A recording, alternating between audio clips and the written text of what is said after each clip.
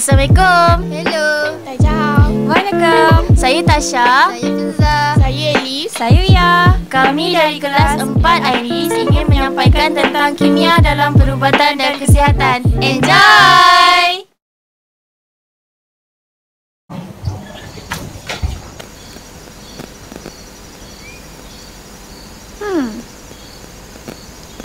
Bu masak apa hari ni? Ibu tengah buat pudi roti untuk breakfast ni, Dek. Oh, macam tu. Mesti sedap kan? Tak sabar nak makan.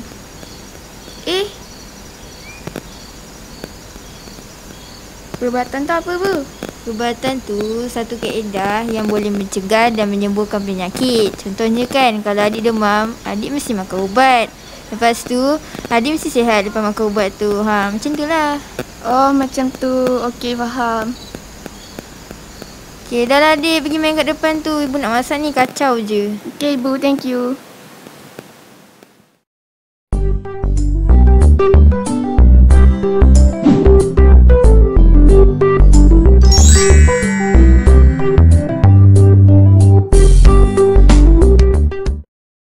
Hai, perubatan tradisional ini mempunyai banyak ciri. Antaranya ialah kos rawatan yang rendah kerana ia hanya menggunakan tumbuhan seperti pokok quinine yang dapat merawat penyakit malaria.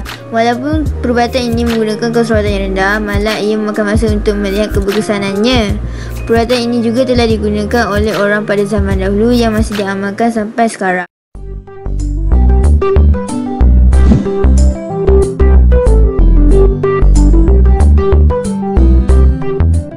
Seterusnya, yang kedua, ciri-ciri dari segi perubatan moden pula memerlukan kos rawatan yang lebih tinggi kerana perawatannya lebih cepat dan lebih berkesan disebabkan kaedah moden seperti pembedahan, rawatan laser dan juga radioterapi. Perubatan ini juga tidak lagi menggunakan bahan-bahan semula jadi, di sebaliknya menggunakan bahan sintetik atau kata lain bahan ubatan manusia. Yang ketiga, kita juga mempunyai perubatan lain selain pada perubatan tradisional dan juga perubatan moden. Malah kita mempunyai perubatan komplementari. Perubatan ini tidak lagi menggunakan bahan-bahan terapeutik, dadar dan sintetik kimia kerana ia hanya menggunakan bahan semula jadi dan juga senaman badan dan minda. Perubatan ini juga tidak lagi melibatkan apa-apa pembedahan dan juga jahitan pada tubuh badan. 10, 9, 8, 7, 6, 5, 4, 3, 2, 1, 0.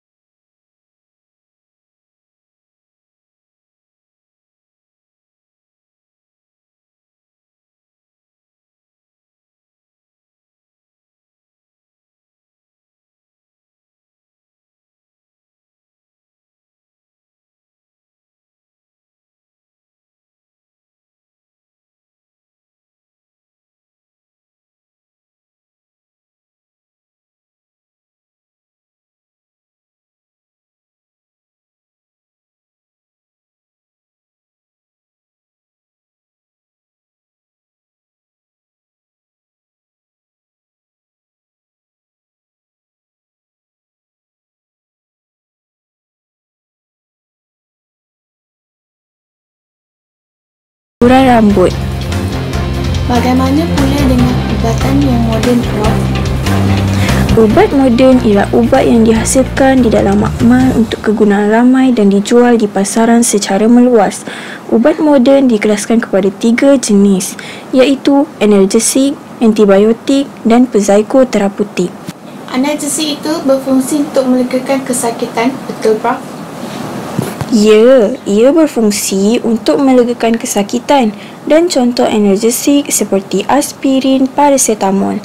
Seterusnya, antibiotik berfungsi untuk membunuh dan menghalang pertumbuhan bakteria berjangkit. Ubat antibiotik dihasilkan daripada kumpulan mikroorganisma seperti fungus. Psikoterapeutik pula, Prof? Ubat ini digunakan untuk merawat pesakit mental atau psikiatrik. Ubat psikoterapeutik juga tidak boleh diambil sewenang-wenangnya kerana ia boleh menyebabkan perubahan perasaan, pemikiran dan kelakuan seseorang. Ubat yang mengawal keadaan kemurungan dipanggil apa, Prof? Ia ubat imipramine atau amitriptyline dan dipanggil antidepresan. Stimulan pula merangsang dan mengaktifkan kegiatan otak, badan dan perasaan pesakit. Akhir sekali, antipsikotik. Ia digunakan sebagai ubat penenang. Okey, terima kasih Prof atas penjelasan tentang ubat-ubatan ini. Sama-sama dan terima kasih juga telah mengundang saya. Sekian berita untuk hari ini. Saya Putri Elia. Semoga kita bertemu lagi di masa akan datang. Assalamualaikum.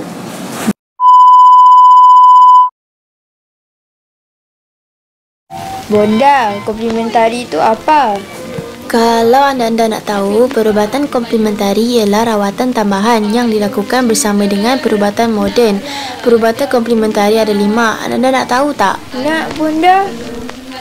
Yang pertama ialah akupuntur. Akupuntur ialah jarum steril dimasukkan ke dalam titik-titik tertentu pada kulit, iaitu kita panggil sebagai titik akupuntur secara perlahan dan lembut. Kaedah ini dapat merangsang sistem saraf untuk melegakan kesakitan. Yang kedua pula, Bonda. Yang kedua pula, kalau anda nak tahu, ialah kiropraktik. Kiropraktik ini selalunya digunakan oleh ahli kiropraktor untuk membetulkan semula kedudukan tulang dengan menggunakan tangan. Kiropraktik ini dapat merawat sakit belakang dan leher, sakit sendi, sakit kepala dan kecederaan sukan. Yang seterusnya, homeopati kan, Bonda? Homeopati tu digunakan... lupalah, Bonda. Boleh Bonda terangkan? Homeopati ini selalunya digunakan untuk menguatkan keupayaan tubuh badan kita supaya dapat melawan penyakit. Yang terakhir... ada lagi, Bonda? Adalah. Yang terakhir ialah terapi herba. Terapi herba ni hanya menggunakan tumbuhan atau kata lain bahagian tumbuhan yang memiliki khasiat untuk mengubati penyakit. Terapi herba juga tidak mendatangkan kesan sampingan.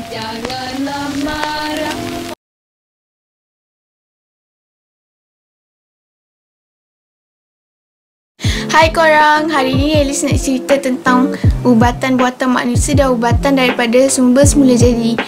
Ubat-ubatan terhasil daripada 2. Sumber buatan manusia sintetik yang bermaksud tiruan dan sumber semula jadi. Ubatan moden dihasilkan oleh manusia dengan menyediakan sebatian kimia yang mengandungi molekul bahan aktif, sama seperti ubat tradisional yang digunakan oleh masyarakat pada zaman dahulu. Yang seterusnya, ubat buatan tradisional dihasilkan di makmal dan turut dikomersialkan untuk kegunaan ramai. Contoh ubat yang dihasilkan ialah vitamin C dalam bentuk pil dan dijual di farmasi. Memerlukan bukti penyembuhan berdasarkan ujian klinikal. Berisiko mendapat kesan sampingan jika digunakan tanpa nasihat doktor. Pesakit tidak mengikut dos yang betul. Manakala bagi ubat daripada sumber semula jadi diperoleh daripada tumbuhan dan haiwan. Contohnya seperti vitamin C daripada buah. Akhir sekali, kesan penyalahgunaan ubat-ubatan. Pertama, menyebabkan kematian. Kedua, menyebabkan ubat kurang berkesan. Ketiga, menyebabkan kesan sampingan yang teruk seperti alahan, muntah, sakit kepala, demam dan pengsan. Keempat, menyebabkan ketagihan ubat jika diambil secara berlebihan. Seperti ubat batuk. Sekian. Assalamualaikum dan salam sejahtera. Kembali kita ke ilmu hari ini. Kak saya nak cakap apa?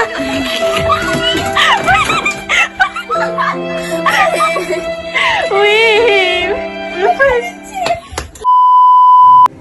Jangan cakap. Hai. So, saya Fija.